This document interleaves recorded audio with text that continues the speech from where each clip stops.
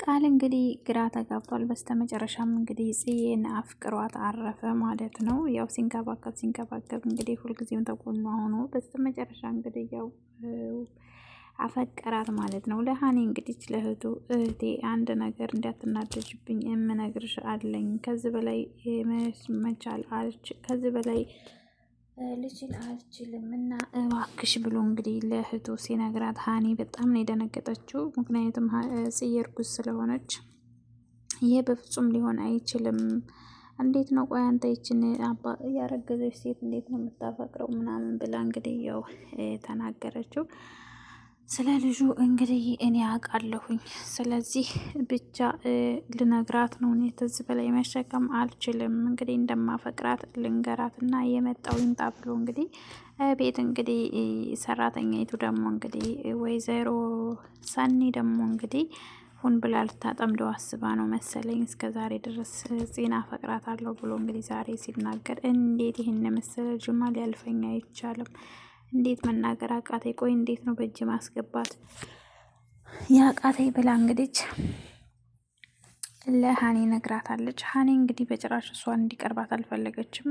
እንግዲህ ሰኒ በጣም ነው እንትን ያለችው መናገር አለብኝ እንደማፈቅረው ብላ እንግዲህ ልትናገር ስትል ሀኒ መጣችባት ማለት ነው። ቁጭ በይ ምናምን ብሎ እንግዲህ ልትነግረው ስትል እንደምትወደው እንግዲህ ልትናገር ነበር ሀኒ መጣች። ሀኒ በጭራሽ ያው ምክንያቱም ጽን እንደሚወዳት ስለምታውቅ እንትን አላለቻትም ማለት ነው፣ አልሰጥቻትም።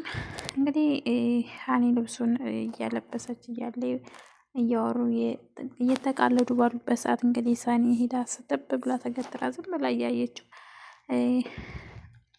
ቁርስ ላቅርብላችሁ እንዴ ምናምን ብላ እንግዲህ አይ እኔ እንኳ አልፈልግም ልወጣ ነው ሲላት እንዲ ወደ የት ነው የምትሄደው ብላ በስተመጨረሻም ጭራሽ የሚሄድበትን ስትጠይቀው ግራ ተጋብቶ ስራቱ ማለት ቆይ አንቺ ልጅ ብላ ሀኒ ያው ወሬዋን አስቀየረቻት ማለት ያው ስራ ተሆነ የምትሄደው ያው ቁርስ ላቅርብልህ ብዬ ነው ስትለው እንግዲህ አይ እናንተ ብሉ እኔ ልሄድ ነው ብሎ ሲሄድ አንቺ ቆይ ምን አይነት ክፉ ነሽ እንዳልነግረው ነው አይደል እንደዚህ የምትይው እያለቻት ቆይ አንቺ ምን አስበሽ ነው እሱ የሚወዳት ሴትና የሚያፈቅራት ሴት አለች ብሎ እኮ ተናገረ። ቆይ እንዴት ነው አንቺ የማይሆን ነገር ላይ እንደዚህ ሙጭጭ የምትይው ስትላት እንግዲህ ሰኒ በጣም ተናዳ ያው ሳሎን ሄዳ ቁጭ ብላ እንግዲህ ልታለቅስ ነው ማለት ነው።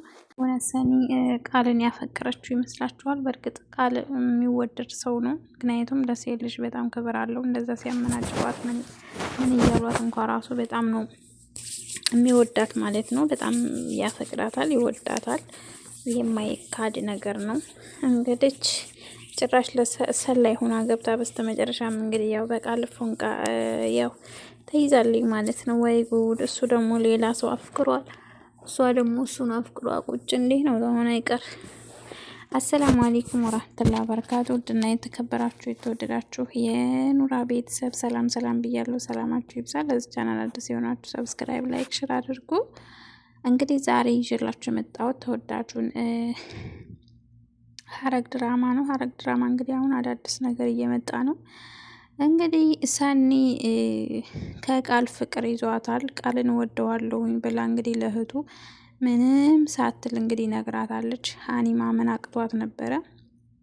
እንግዲህ እንዳታስወጭኝ እባክሽ የመጣሁበትን እስካሳካ ድረስ እና ከስራዬ እንዳይፈርስብኝ እባክሽ እንዳታስወጪ ብላ በፊት ብላን ነበር ውጪ ስትላትና ሰላይ ሆና ስታገኛት እንግዲህ ቃል ምንም ነገር አላላትም በሰላይነቷ ዙሪያ ማለት ነው። እሷ ግን ሰላይነቱን ትታ ጭራሽ ወደ ሌላ አለም ገብታለች ማለት ነው። ሰኒ እንግዲህ ይነግራታለች ለሀኒ። ሀኒ ተገርማለች። ነገር እውነት ነው ወይስ ውሸት ነው እያለ ብዙም አላመነቻትም። እንግዲህ ሰውየው ደግሞ ተፈቃሪው በስተመጨረሻም እንግዲህ ያው ጽን በጣም ከጎኗ ሆኖ ቀንም ሌትም ያው ባንድ አይዞሽ እያለ ምን እያለ ነበረ ከጎኗ ሆኖ ሲያጽናናትም ምንም ሲላት የነበረው ብቻውን እንግዲህ ፎቶዋን እያየ ፈገግ እያለ በሀሳብ በቃ አገሩን አዳርሶ መጥቶ ጨለጥ ብሎ እንግዲህ ሄዶ ነበር። ሀኒ ብጠራው በቃ ምንም አይሰማም። ፎቶዋን እያየ ብቻ ፈገግ እያለ እንግዲህ በደስታ እያየ ነበር። ስታየው እንግዲህ ስልኩን ስትቀምታ ስታየው እዛ ፎቶ ላይ ያለችው እንግዲህ ጽዬ ነበረ። መቼም ወንድሜ እኔ ያሰብኩትን አስበህ አይደለም እያለች እንግዲህ ስልኩን ቀምቷት ነበር የሄደው። ዛሬ እንግዲህ በስተመጨረሻ ያው ያንድት ያለችው እህቱ ስለሆነ እህቴ እባክሽ የምነግርሽ ነገር አለኝ የማማክርሽም ነገር አለኝ እና እንዳትናደጂ ብሎ እንግዲህ ምንድን ነው ወንድሜ ነገር ስትለው ፂን ወድጃታለሁ፣ ፂን አፈቅራታለሁ እና ልነግራት ነው ብሎ ሲላት እንግዲህ በጣም ነበር የደነገጠችው፣ ግራ ተጋብታ ነበር። ይህማ በጭራሽ ሊሆን አይችልም ነው ያለችው ማለት ነው። ምክንያቱም ያው እርጉዝ ናት ብላ ነው እሷ ገና አባቱ ያልታወቀ ልጅ አርግዛ፣ እንዴት ነው አንተ ቆይ ልትወዳት የምትችለው? ቆይ ምን አይነት ነገር ነው? መቼም እየቀለድክ ነው፣ እኔ ለዚህ ምንም መልስ ልሰጥህ አልችልም ብላ እንግዲህ አይ እየቀለድኩ አይደለም፣ እንዳውም ልነግራት ነው በቃ ከዚህ በኋላ ምላሿን ምንም ባትመልስልኝም እንኳ ቀስ ብዬ ምላሿን እጠብቃለሁ፣ እንደማፈቅራት ልነግራት ነው። አሁን ላይ ግንኙነታችን በጣም ቅርብ ስለሆነና ያው እየተቀራረብንም ስለሆነ ልነግራት ነው እያለ እንግዲህ ሲላት ሀኒ በጣም ማመን ያቃታት። እናት አይደለ ልጁ አባትም ለመሆን ተዘጋጅተሃል ማለት ነው ስትለው፣ አዎ ምንም ችግር የለም ልጁን በደንብ ተንከባክቤ ምርጥ አባት ሆኜ አሳድግላታለሁ አላለም? ወይኔ እንግዲህ ፈላ አሳቀኝ ማለት እንደዚህ ሲል እንግዲህ ሰኒ ተደብቃ እያዳመጠች ነበር። እና እንግዲህ በጣም ነው እንትን ያለችው። እንዴት ነው ቆይ በእጄ ማስገባት ያቃተኝ? በፍጹም ያችንማ እንዴት እርጉዝ ሴትማ ያፈቅራል? እኔ እያለሁ እዚህ እንዴት ነው ሁሉ ቀን ተቀምጬ እንዴት ነው ፍቅሬን እንደምወደው ያልነገርኩት? እያለች እንግዲህ ሰኒ ብቻዋን እዛ ፌንት ልነቅል ነበረ ማለት ነው። በጣም ተናዳለች ማለት ነው። ጽዬ እንግዲህ በጣም ነው የምታሳዝነው አሁን ላይ ባለችበት። አሁን እንኳ ያው ቃል ባይነግራት ነው የሚሻለው። ምክንያቱም በቀደም ነበር እንጂ ያው ግንኙነታቸው ዛሬም ቢሆን ቃል ያው ለሷ ያለው ክብር እንደብታቅም፣ ግን ደግሞ አሁን ደግሞ እንግዲህ ነገሮቹን ጭራሽ ደራርበውባታል።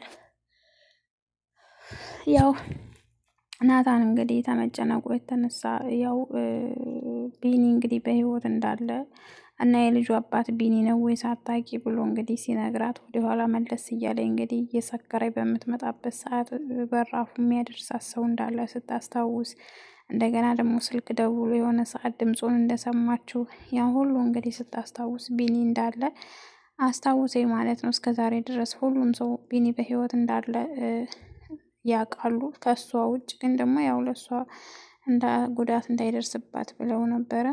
እሱም በተደጋጋሚ መልእክት እየላከላትም ነበር፣ ግን በጭራሽ ይሄ ውሸት ነው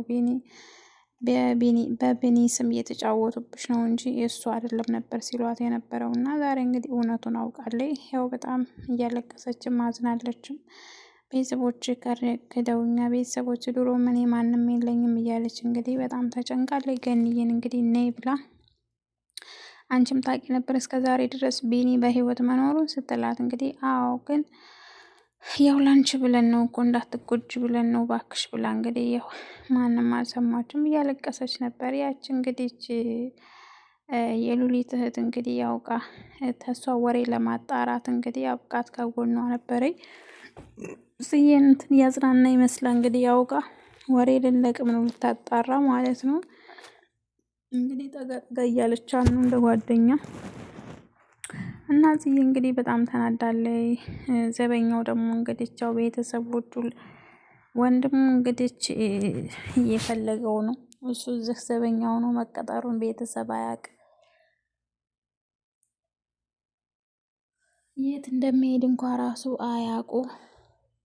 እንግዲህ ቤት ና ቶሎ ተብሎ ስልክ ሲያወራ እንግዲህ እማም እባክሽ ዛሬን ካላንቺ እኮ ማንም የለኝም ከዚህ ጉድ አውጪኝ፣ ጓደኛዬ ታሞ ሌላ ጋ ነው ያለሁት እና ዛሬ አልመጣም ስላት እንግዲህ ጭራሽ ልታድር አባትህ ይገልሃል ብዬ ና ቶሎ እባክህ ሁሉም ሳሎን እያበዱ ነው ስትለው፣ እንግዲህ ያው ስልክም ሲደወልለት አላነሳም ነበረ። እዛም ቤተሰቦቹ እዚህ ደግሞ ያው ዘበኛ 100% እንዳለ አይደለም ያውቃሉ ማለት ነው።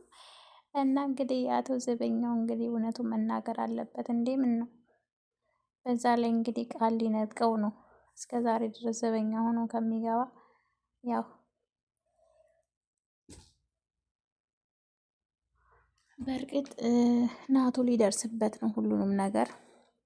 በጣም ተጨንቋል። ቆይ እህቴ እንዴት ነው ይሄን ነገር? ቆይ እህቴን ምን አስነክተውብኝ ነው? እንዴት ነው የልጇን አባት ማታውቀው? እያለ እንግዲህ በጣም ያው ነገሮቹ ጭንቀት ውስጥ አስገብተውታል። እና አሁን እንግዲህ ያለኝ አማራጭ ያደረችበትን ቤት አፈላልጌ ማገኘት ነው ብሏል። እንግዲህ ከአሁን በኋላ አለቀለት። ያ ጭራቅ እንግዲህ አቤል አቤልና አቤልና ዳግም እንግዲህ በባለፈው ክፍል እንዳያችሁት አቤል ጠርቶት ዳግምና ብሎ እንግዲህ መድኃኒት ሰጥቶት ነበረ። ልጇ መውረድ አለበት ብሎ እንግዲህ ይህን መድኃኒት ወይ ምግቡ ላይ ወይ ደግሞ የምትጠጣው ውሃ ላይ ጨምረህ ስጣት ብሎ እንግዲህ አቤል በቃ የድሮውን አቤል ነው የሆነው። በቃ እንደዛ መጥፎ ሰው ሲቀየር ወደ መልካም ነገር እንደዛ በጣም መልካምነቱ ጥግ ድረስ እንዳልሆነ ሁሉ አሁን ደግሞ እንግዲህ ያንን ጭራቁን አቤል እንግዲህ መሆኗል ማለት ነው። በድጋሚ ደግሞ እንግዲህ እውነት ዳግም ያደርገው የሆነ ያደርገው ይሄን ቤተሰብ በጭራሽ መሆን የለበትም እንዴ! ምን ነው ዳግም ስነ ስርዓት መያዝ አለበት። በጭራሽ ምንም ቢሆን አንድ ላይ እየኖሩ ነው። ልክ ከታገተችበት እንዳስፈታት ሁሉ አሁንም በጭራሽ ልጇን መግደል የለበትም፣ መውረድም የለበትም። እንዴ ምን ነው የእሱ ጓደኝነት ጠንቀር ብሎ አይቀር። እሱ ራሱ አስፈትቶ ነው እንዴ እንደገና ዛሬ ልጇን ሊገልባት? የማይሆን ነገር ነው። እና እንግዲህ ቤተሰብ አቤል እንደዛ እያሰበ ነው ወይ ደግሞ በቃል እጅ ገብቶ አሁንም ቃል ነው ለሱ ዋጋውን የሚሰጠው ማለት ነው። እንግዲህ ቤተሰቦቼ እዚህም ያው በጣም ተናዳለች። ቀጥታ ወደ እነ ናቱ ጋር ነው የሄደችው።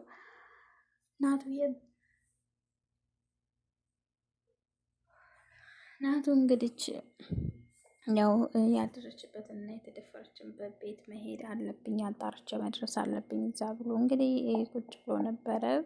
ሄዳ እንግዲህ እኔ ቁጭ በይ እየጠበቅንሽ ነበር ቁርስ እንብላ ሲሏት እንግዲህ አይ የቁርስ ስለ ቁርስ አይደለም ልናወራ የመጣሁት ብላ እንግዲህ እስከ ዛሬ ድረስ እንዴት ነው ዋሻችሁ? ቆይ ቢኒ እንዴት ነው በህይወት ሊኖር የቻለው ስትለው አይ እንደ ወንድምሽ ያፌት ነው፣ እሱም አልሞተም። ፖሊሶቹ ከመተውት ነበር እና ከዛ አምልጦ ነው አላት። እንግዲህ እና ታዲያ እንዴት ነው ቆይ እንዴት በህይወት ሊኖር ቻለ?